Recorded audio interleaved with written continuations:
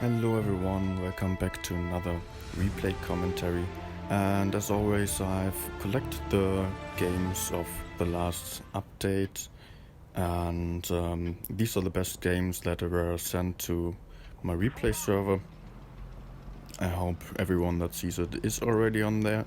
If you are not, join the Discord server and you'll see all replays and also be able to take part in discussions on the game or just failed games analysis, which is always helpful to others or might be helpful to yourself.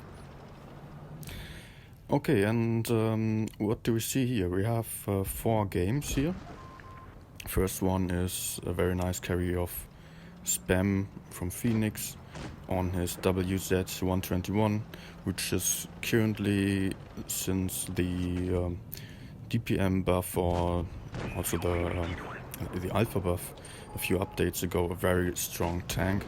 Yet it is not driven that much, but you will see why it should be played more.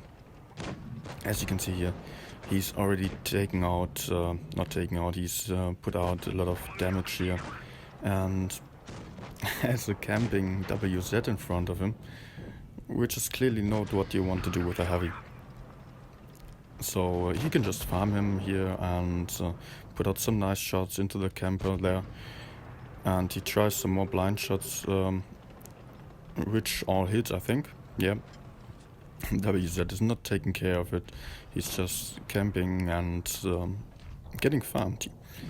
So, game is already starting good. He's only 1 or 2 minutes into the game and already did about 2k damage here. And a lovely circling of the 263 here. You try to push him. That's clearly not what you want to do with a turretless TD. Push him like that. You have to keep the enemies to your front. But Spam is able to just take him out here, and without changing his position that much so far, he was able to do a lot of damage. While his team is just really spread out and it's dying already. Spam obviously did all he could in this situation. He did not push in too far. He just stayed on the left side where he has a lot of possibilities to view the map and has a great hull down position. Now he has 1v1 this T62 here to keep clear of this flank and be able to secure the high ground for him, which is always something very important. If you're not able to push someone, then you should try to keep the high ground and keep the map advantage to you. And now he only has left one E100 with him, who is about to die as he is in very bad position on the bottom of the map. As you can see, the others are able to take him out without him being able to do anything about it. And now he only has only is good. He has 3 enemies left, but they are all aligned in front of him. If I were them, I would probably flank around, and they had lots of opportunities to circle him. But to Spam's luck, they all push 1 for 1, and he keeps some distance. Sorry for the few lags in the replay, I cannot really change it. It's a replay file, not about my internet or so. And he just takes out the WZ before the T92E1 arrives. And now he has done almost 8k damage, or maybe he even has 8k damage because of these blind shots in the beginning, and can only has to take out the last one, who does not even try to run there. He does not see the point in running, maybe, I don't know. And that's already a very great game of 8k damage, which does not happen too often And he didn't even have to do that much here. It was quite a lot of easy farming for him. Now we've got the second replay on the E75, which is clearly not the tank. He do a lot of damage and normally. He is low tier, so not the best for him, but still that opens the opportunity to do a lot more damage with all the HP that the tier 10s bring into the game. And he announces for his team to go right and goes for the left side. I don't think he would have to announce such things, but still. He goes left to hold the heavies, which is quite important mostly, because you do, especially on this map, you're really in bad situation if enemies flank over the mid and you cannot push the right that easily because of TTs in the back. And he sees his opportunity here to push the Motion, and as the Motion is alone, there are 4 tanks on the left side, so they need to be aggressively here.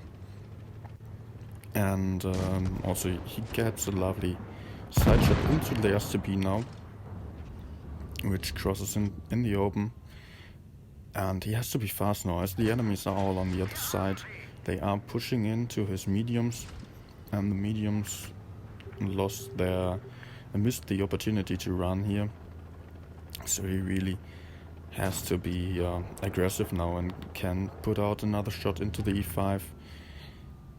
Looks around, sees maybe that his team on the right is also dying, but he has a T-54 in his back, which is doing a bad mistake of peeking out there without seeing to his side. So what he could do here is either help his team or just go for the T-54, because the T-54 will be a pain in the back, as he has a lot of DPM and could just farm. But he has a teammate to his left, a medium. I don't know the HP of him, but he has to go forward here to take care of this T-54 and gain some map control back, clear the flank. So as you can see on the minimap, the enemies are all on one side again now, as you you don't want your enemies to be on multiple sides of your team. So you have to take care of that and try to clear one flank before shooting the others. In some very rare cases, it does not make sense to push into some enemies, so you have to fall back and get into safe positions. Hope that the enemies, even though they have the advantage of being around your team, you will have to clear out the enemies from safer positions. And again, he sees, okay, there are 2 enemies on the left side, 2 enemies on the right side. WT is the easiest enemy to kill here. Also, there's a medium tank to his right, which will... both of them are very dangerous, but also easy to kill, as they have not that much HP left. So he decides to help his Progetto, goes for the FE42, and luckily to him, the FE42 gets killed by the Progetto. Now he's in a 1 versus 2 situation with a very healthy E5 and a 1-shot IS8 to his front. And luckily he gets shot another time, and now he cannot turn fast enough, and he's a 1-shot. And as you all know, the E5 should not be able to lose this one. He has the DPM and also has the penetration values to easily kill the E75 here if he just switches to heat, but the E75 doesn't. So here he can just take the APCR, goes for the safe shots, and goes into phase arc, angles his tank to so that the lower plates and the front plate are both angled, so the E5 will not be able to penetrate with the AP. Also would struggle with the heat, but still, the E75 is not that much armored, so the E5 should not struggle at all to just penetrate the turret or the front plate with the heat. 6,600 damage here, which is clearly not something you do in a E75 that often. So also replay worth taking into this video here, I think. And let's move to the next one. It is Esper from Souls. Also a very good player, playing his E3 here on Middleburg. And as you probably know, you should go to the upper side of this map, as you just have the high ground for one reason, and also you you see all the map from up there, and it's just easier if you can stay high down on the top and shoot down. Esper is not happy about his mediums going down, as you can see here. And he just keeps going up to to stick to his plan, kill the mediums, and luckily most of his team follows. Also the mediums now got convinced that they should stick to the team and go up. The enemies are very aggressive here, so he's not able to take a safe position. He struggles a bit with the gun depression here. Maybe if you got to the left side, he would be able to get a nice hull down position, but he does not really have the time for that. So he found a position again. Enemies were in the city. They did not try to cap, so they are already in the back of the team, which is clearly not in the best position here, because as you can see, the team does not really have much cover. To the front, yes, there are a few hills, to the back also, but still, if the enemies pushed aggressively, they were able to crossfire everyone. And the main part of the team also gets crossfired and just dies here, while he gets ignored a bit. I mean, E3 is not that easily penetrated, so most of the enemies just try to get away when you are in a good position, and this way you often struggle with doing the damage, but still, if you get an enemy to your front, you're able to just kill them easily. And now he has the standard B isolated on the left side, one shot 263 to the right. He decides to go for the damage here. He wants the big HE and also wants to be able to clear the flank so he can take care of the other ones. Now he gets the shot, and this makes him this gives him the opportunity to have 2 one-shots to his front. Gets the 263 now, as he's making a mistake. Hopes his E75 gets him. Yes, he does. And now it is a 3 versus 4. Turned from a 3 versus 6, I think. But still, his team keeps dying, and he also has very healthy enemies against him.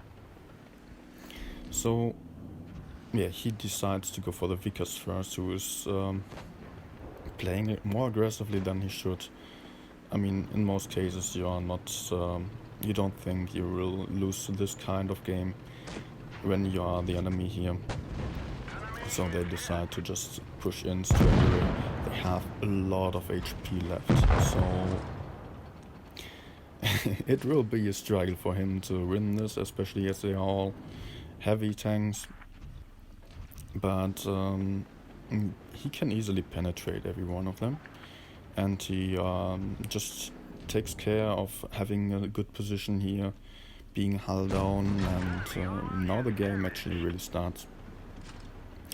He falls back to create some more distance and shoot the E100 probably. Yeah, he's pushing in first, tries to track him on the way up here, but unfortunately does not do any damage to him. So he still has very healthy enemies left. E75 is low HP, not low HP, low DPM tank. So he rather shoots the E100, which is more dangerous to him with the big alpha. And also, which is what is really nice here is how he tries to block the E75 from circling him while shooting the E100 and also staying back from the STI. Okay, also he keeps trying to block the enemies as good as he can. Now he manages to kill the E100 here and gets to the next corner so he can keep the two heavies from circling him again. He only wants them on one side of him to not be circled like you see now. This is not what you want, not the situation you want to be in. But he has the option to go back now again. E75 is stuck behind the stone, so he can just fall back a bit, angle towards the E75 as he's the next one reloaded. And now he knows, okay, STI is being reloaded again, tries to circle. So he angles towards him, takes him out, and now he only has a 1v1. Turned from a 1 versus 3 situation. E75 already giving up here. In face hack he would probably not be able to penetrate the E3 at all, so E75 doesn't even try. Also, E75 here does have the stock gun, so his penetration values are very bad. He would be only able to shoot HE maybe, or it's very hard to penetrate with a premium ammunition on the top of the turret, I mean the cupola. And he also writes he has 90% crew only, but still a very epic 1 versus 3 against a lot of hit points here. Very well done here. 8,600 damage. It's also one of those games you would clearly not be able to win in most cases. And I've got one more replay like this for you. Another game that should not be won. And it is Brian HD98. I will just call him Brian. In his IS4. He is on Kennel in Encounter. And what does he do? He stands around. Let's see what he does. I hope he moves soon. I don't know if he's writing or maybe his internet connection's giving him some problems. But now he moves in. There's already one enemy moving to the right side. T57 is probably the one he should focus here. Still goes for the easy shot on the E75. I think he could have raided a bit and shot the T57 to help his teammates on the right side a bit more with a tier 10 tank. Also they are able to shoot the T57 first. It's obviously the tank you should focus. Autoloaders are always those dangerous tanks that can do a lot of damage but also do not have the highest DPM. So if the autoloaders are able to cover, they will be able to put out a lot of damage. So yeah, you should try to take them out quickly. Okay, as he does not have any enemies in front of him, he decides to quickly advance a bit and just pushes through the middle, which is a bit risky as he does not know where the TDs are. They might be camping in front of him or now to his back, which you see now there is one already. But he can easily 1v1 the IS8, who does not have the best chances against an IS4. As IS8 probably is one of the worst tier 9 tanks in my opinion at least. It is mobile though, but still it does not have any armor at all. So he just chases him, tries to get him, and then he can take care of the Foch, which is to his right side now. But his team is dying very fast here. As you can see, T-57 is still alive. E75 did die already, but yeah, he's already in a 3 versus 6 situation with a lot of hit points against him. He should probably not take the shot here. He could have gone for a side scrape, a backward side scrape. If he just moved his tank a little bit more and increased the chances of the Foch bouncing him. But I don't think that Brian even thought he would be able to win this and just wants to farm some more damage. And also he wants to clear the Foch, takes the AP to get a safe shot into him. Now the Leopard is coming, but luckily Leopard is already one shot. So there are still 4 enemies left, and he is only left with one teammate who is a one shot already. And he's getting pushed, of course. So he puts another shot into the Leopard here and makes him a one shot. He decides to take one in return because this allows him to clear the Leopard with the next one. A bit lucky for him that the Leopard's PTA and the Tortoise both have the stock guns, so they don't have that much penetration. But they have the DPM, of course. So yeah, I think he is playing with the calibrated shells, otherwise he would not be able to penetrate the Tortoise like that. But he just goes for the side scrape here and can easily take on the Tortoise after a few shots, while taking care of not getting shot from the left side from the T-57, who still is alive. But as we know, T-57 is a one shot, so he can just go for the Tortoise now. Hopefully he does not get shot, but the Tortoise makes the mistake of falling down and not being able to have the gun elevation to shoot him. I don't think the Tortoise knew that there's a weak spot on the IS4 side. I don't know if you know it. In the tracks there's a thin line that you can penetrate even if the tank is inside scrape. So he only has a T-57 one shot against him now. Stays hull down and clears him now with the last shot with the heat. Important to aim here. But yeah, very nice carry, almost 7k damage. And I hope you enjoy these games.